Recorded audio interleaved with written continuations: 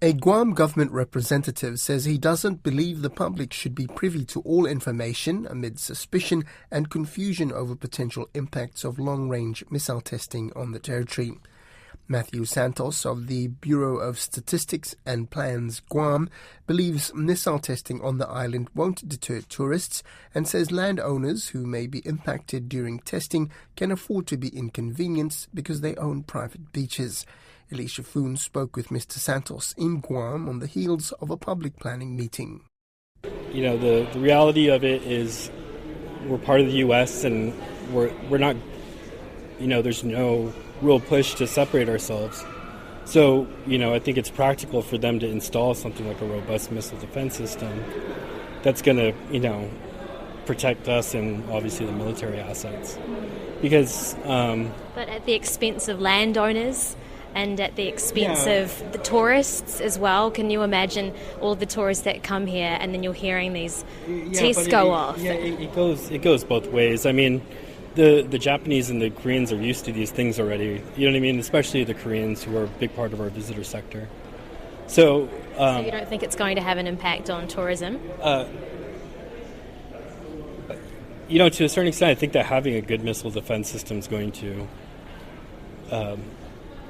make it a more desirable destination, because the geopolitical tensions are the ones that are creating it, right? It's not, the situation that we're in, being a target. I mean, because otherwise our only solution is just to, kick them out, you know what I mean, and not have anything. But can you do that? Do you have the power to say no? I mean, we have self-determination, but the consensus is not to unassociate ourselves from the United States and have some sort of free association with them. I mean, if you just look at the amount of people that join the military from Guam, who are proud veterans, I mean, it's not. We have a much different. There's obviously people who are activists and want to go independent, but there is a lot of us who understand that there's a lot of benefits to being tied to the U.S., whether it's food stamps, public housing, Medicaid, Medicare. So it's not a perfect situation, but at the same time, it is what it is for many of us. Although it's not ideal, there are some landowners that are going to be affected by it. But how many, and how will they be affected? No, so if you look at the maps, at least for the ones that are provided for the testing, I'm talking about specific to the testing, are along the beach properties that are to the north of Andersen Air Force Base. So these aren't like neighborhoods where there's a lot of people. These are people that have private beaches. But it's still their right to have their... They're not being kicked out. That's another misconception. They have the ability to stay there. They're just saying that, But there's still even if it's 1 in 1,000, what if debris falls on them? Well, you have more of a chance dying in an airplane than you are having these things land on you. But there's still a chance.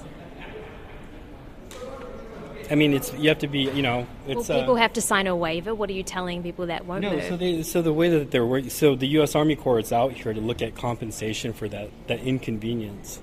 But, the agreement's going to be that you have to vacate the property during these testing periods. How much is the compensation? They haven't figured it out yet. They're still dealing with it. But it's definitely, I mean, if you look on a map, these are people with private beaches. You know what I mean? We're not looking at a poor housing community, you know what I mean? Or...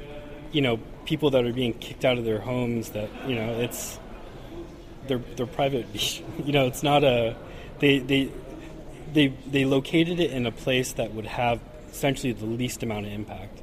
So I don't know if there's practically speaking, there's a better place to put these where it's feasible to actually do the testing from. We were also told that there'd be no harm to marine and wildlife. For Pacific people, the ocean is sacred. Fishermen will be going out there. It's going to impact them and their livelihoods. So what do you say to fishermen who use those beaches? I was down in that beach, 2 beaches at Andersen Base. How many times did you hear that they're going to test per year? Twice a year. But that's over the next decade, and it's likely that could change. What's to say that they change their mind? They've been backpedaling to say 250 letters were sent out, half of the letters were sent back, and some of the letters were sent to deceased people. So what do you say to... I don't know. I think this is extremely, it's on the extremes. You know what I mean? Obviously, it's not going to be no environmental impact. It's just the threshold is. So there will be some environmental impact.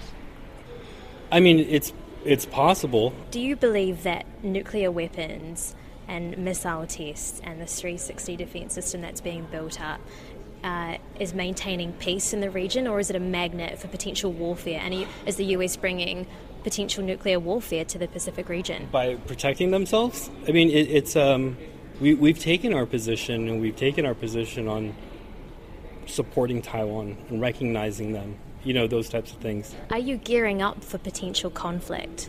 Will there be the ability to attack?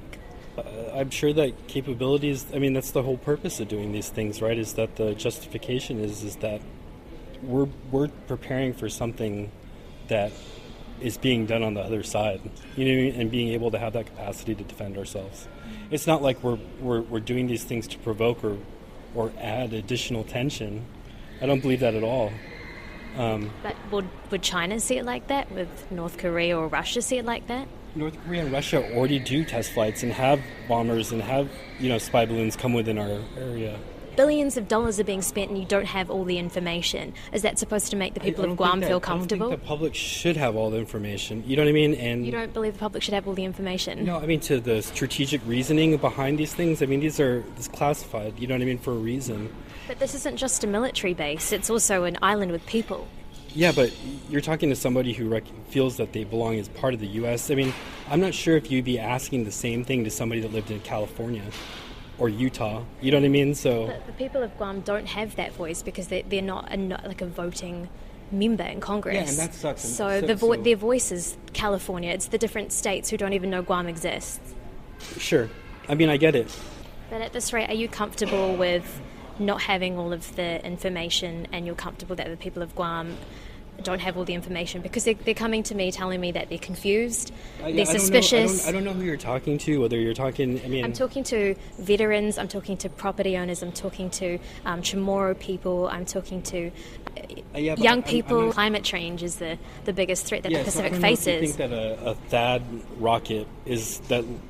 with fragments that fall into the ocean is going to kill entire fish populations. It's in the deep sea.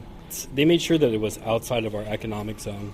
Look at currents. It's the probability. But the ocean is all connected. It's not like there's a barrier that stops this from drifting. If somebody dumps a trash can full of stuff in the ocean, you know what I mean? Is that? Well, you may as well be doing that. Some people say. But it's nuclear and it's debris. We've made diplomatic decisions and alliances that have put us in a compromising position. So, even in this area, right, there's Taiwan, and then there's the islands that side with either China and Taiwan. So we're part of the U.S. and we take the same position as the U.S.